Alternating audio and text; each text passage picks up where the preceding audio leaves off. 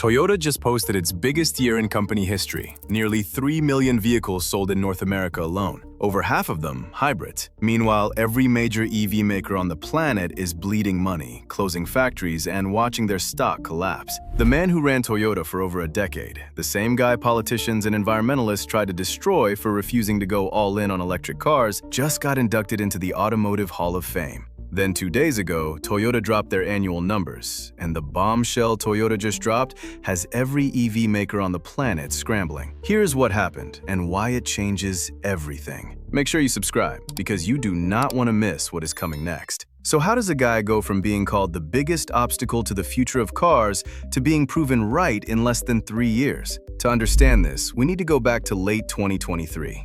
Akio Toyoda, former CEO and current chairman of Toyota, sat in front of reporters right after Tesla posted its worst earnings in years and said something that made headlines everywhere. He said people are finally seeing the reality. He said overpriced electric vehicles will prevent a lot of people from entering the market. And at that point, saying that out loud took serious guts. This was the height of the EV craze. Governments were pledging to ban gas cars. Investors were throwing billions at any startup that had the word electric in its name. And here was the head of the largest automaker on the planet saying, "All of you are wrong." Then in January of 2024, he doubled down. He predicted that battery electric vehicles would max out at around 30% of the global market. Not 50, not 70, 30. The press called him out of touch. A Danish pension fund with over 19 billion in assets publicly pressured Toyota to change direction. Environmental groups launched boycotts and protests. They wanted him gone. And for a while, it looked like they might get their wish. Toyota replaced him as CEO with Koji Sato, but Toyota did not leave. He moved to chairman. He kept saying the same thing over and over. The enemy is carbon dioxide, not gasoline. Customers should decide what to drive, not politicians. And somewhere in the background, Toyota was building something that none of these EV companies could touch, something that could make every battery on the market right now look like a relic. But I will get to what that is in a minute, because it might be the most important thing in this entire video. But first, we need to look at what happened to the EV market while everyone was ignoring Toyota's warnings, because it fell off a cliff. In the first quarter of 2026, new EV sales in the United States dropped 27% compared to the year before. 27%. That is not a dip, that is a nosedive. EV market share fell to just 5.8% of total vehicle sales, down from a peak of 10.6% only a few months earlier. And the timing is not a coincidence. On September 30th, 2025, the federal $7,500 EV tax credit expired. Gone. The $4,000 used EV credit? Also gone. The home charger tax credit? Gone by mid-2026. And if that was not enough, Congress revoked California's Advanced Clean Cars rule. That was the mandate that would have forced 100% EV sales by 2035 across 11 states. California sued, but the mandate is dead for now. So basically, every training wheel the EV industry was riding on got yanked off at the same time. And the second those props disappeared, sales collapsed. I think that tells you everything you need to know about how much real demand actually existed for these cars. If people genuinely wanted EVs at these prices, the subsidies would not matter. But they do matter. They were the only reason a lot of these cars were moving off the lot at all. But wait till you see what that means for the companies that went all in. Because the losses are not just big, they are historic. And this is where things get brutal for the companies that bet the house on electric. Ford's EV division, which they call Model E, has now lost more than $16 billion since 2022. $16 billion. That is not a typo, by the way. And they are nowhere close to breaking even. Their own CFO went on record saying they expect another $4 to $4.5 billion in losses just in 2026, and they do not see profitability happening until 2029 at the earliest. In the first quarter of this year alone, Ford lost roughly $777 million on EVs. That works out to about $23,000 lost on every single EV they sold. I want you to think about that for a second. Every time someone drove an electric Ford off the lot, Ford basically handed them $23,000 they are never getting back. That is not a business plan. That is a bonfire. And if that were the only company in trouble, maybe you could write it off as bad management. But then you look at General Motors. They shut down their Factory Zero plant in Detroit for 4 weeks in March, furloughing around 1,300 workers. Imagine clocking in every single day, building trucks, doing your job right, and then getting told you do not have a job anymore because the cars you are building are sitting unsold on lots all over the country. Those are real people with mortgages and kids and car payments of their own. GM has also indefinitely delayed the next generation Silverado EV, Sierra EV, Hummer EV, Escalade IQ, and basically their entire electric truck lineup. Everything pushed from 2028 to 2030 at the earliest. Honda filed paperwork in March of 2026, officially canceling EV models that were planned for North America and slashing their EV budget by 30%. And the EV startups that were supposed to be the future of driving? The graveyard keeps growing. Fisker filed for bankruptcy in 2024 and was liquidated by October. Canoo went Chapter 7 in January of 2025 with $700,000 left in the bank and $164 million in debt. That is like throwing a party, inviting everybody, and being broke before the appetizers show up. Nikola was down to 3 employees and $50 million in cash before their factory was auctioned off. 3 employees. That is not a car company. That is a group chat. Lucid bought their factory for $30 million, and even Lucid itself is now in trouble, suspending its production guidance after building 5,500 cars in a quarter and only managing to deliver about 3,000 of them. And if you think that is bad, wait till you hear what is happening to the company that started this whole EV craze in the first place. Now here is the part that would have been unthinkable just 2 years ago. Tesla, the company that kicked off the entire EV revolution, the brand everybody said was untouchable, is sitting on a pile of cars nobody is buying. In the first quarter of 2026, Tesla delivered 358,000 vehicles, but built over 408,000 in the same period. That is a gap of more than 50,000 cars that had nowhere to go. JP Morgan calculated that Tesla is now sitting on roughly 164,000 unsold vehicles worldwide. That is a record number for a company that used to have waiting lists a year long. Tesla also quietly discontinued the Model S and Model X on April 1, 2026. 2 of the cars that built the brand just gone from the lineup. And while all this was happening, BYD out of China sold over 2.2 million fully electric vehicles in 2025 and officially became the #1 EV seller on the planet. Tesla fell to #2 for the first time in the company's history. But here is my favorite part of this whole story, and I think this one detail says more than any earnings report ever could. In California, the single biggest EV market in America, Tesla registrations dropped 24%.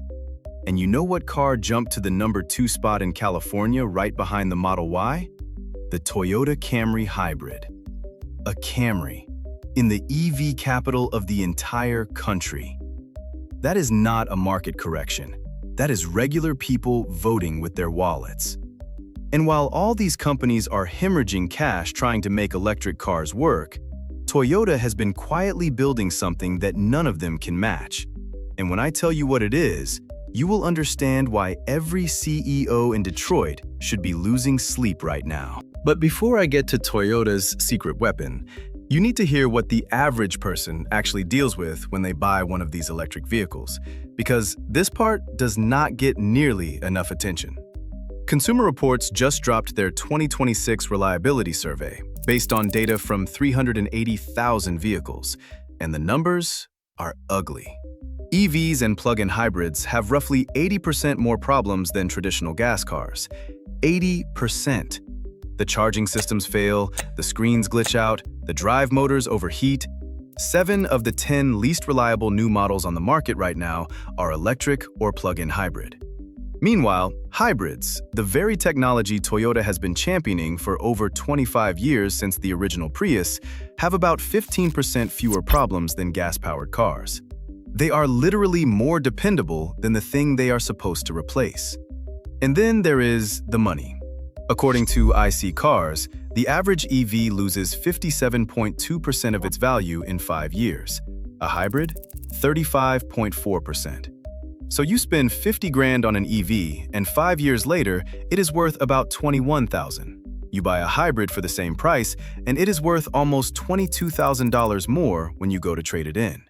That is a down payment on a house. Think about the family that scraped together everything they had to buy a new EV 2 years ago because they were told it was the smart move. Now they owe more on the loan than the car is worth, and they cannot trade out of it without writing a check. That is not a financial setback. That is a trap. Insurance is another gut punch. EVs cost an average of $4,058 a year to insure, compared to $2,732 for a gas car.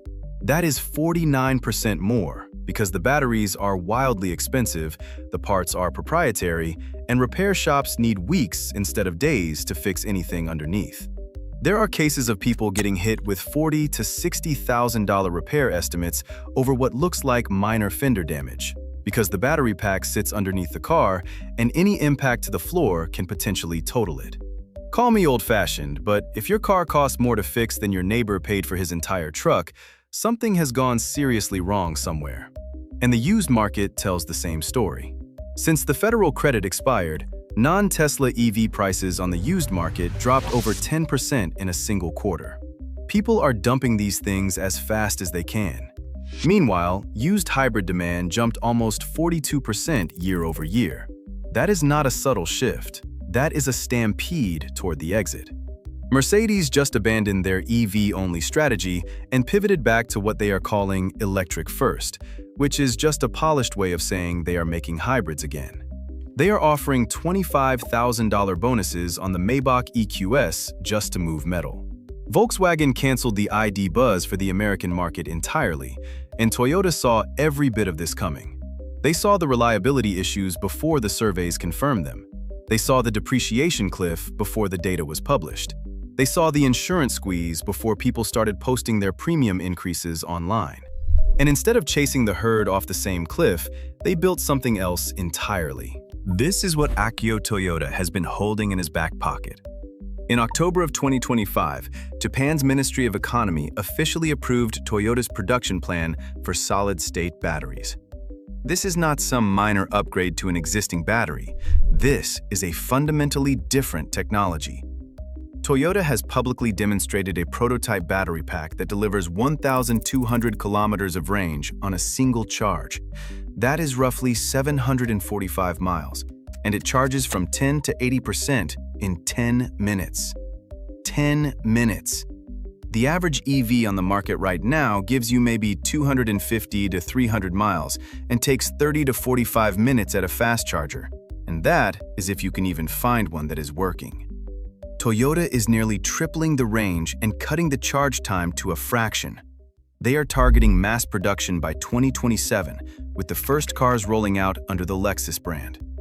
Their partner, Idemitsu Kosan, already broke ground on a factory to manufacture the solid electrolyte material back in January of this year, and Toyota holds over 1,000 patents in solid-state battery technology.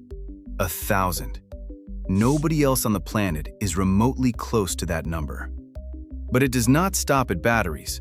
Toyota is racing a liquid hydrogen-powered GR Corolla in Japan's Super Taikyu racing series right now. They took an equal stake in a fuel cell partnership with Daimler Truck and Volvo for commercial vehicles, and they are helping BMW launch the first hydrogen production car by 2028. This is the part that gets me. While Ford was burning $16 billion trying to sell EVs nobody wanted, while GM was furloughing 1,300 workers and shutting down plants, while Nikola was being auctioned off with 3 employees left in the building, Toyota was investing billions into the technology that could leapfrog every electric vehicle on the road today. 745 miles of range, 10-minute charging, and the patience to wait until the technology was actually ready instead of rushing broken products to market to hit a government deadline. That is not luck. That is a decades-long bet that took more guts than anything Detroit has attempted in 50 years. Every person who called Toyota out of touch owes him a serious apology. And now look at what is happening across the entire industry. 2 days ago, on May 8, Toyota released its full fiscal year 2026 financial results. The numbers are staggering. Global revenue of over $335 billion. Global sales of 10.48 million vehicles, a company record. Net income of $25.5 billion. And that is after absorbing nearly $9 billion in tariff costs that hit their North American operations. Even with that massive penalty, Toyota still posted one of the most profitable years any automaker has ever had. And they did it on the back of hybrids, not EVs. North American volume alone was 2.93 million vehicles, an increase of 231,000 units over the previous year.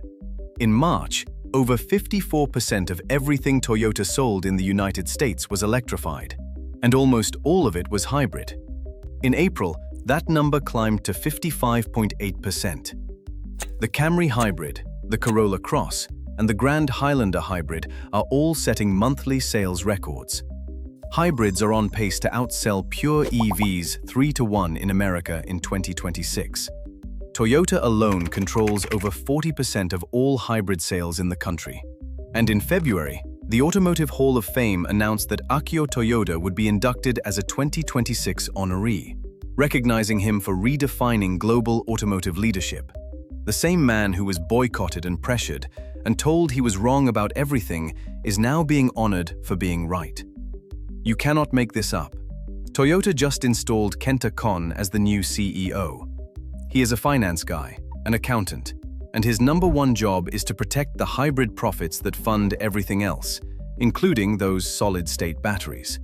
They also poured $912 million into 5 US plants in 2025 and committed another $800 million to their Kentucky factory in March of this year to prepare for future EV production on their own terms.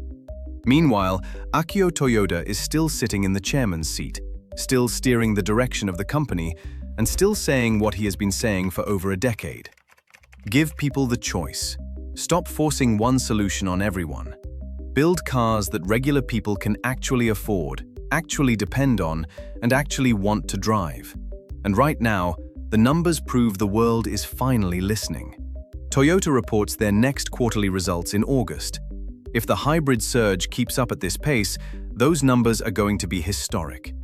Subscribe so you catch that breakdown before the headlines spin it.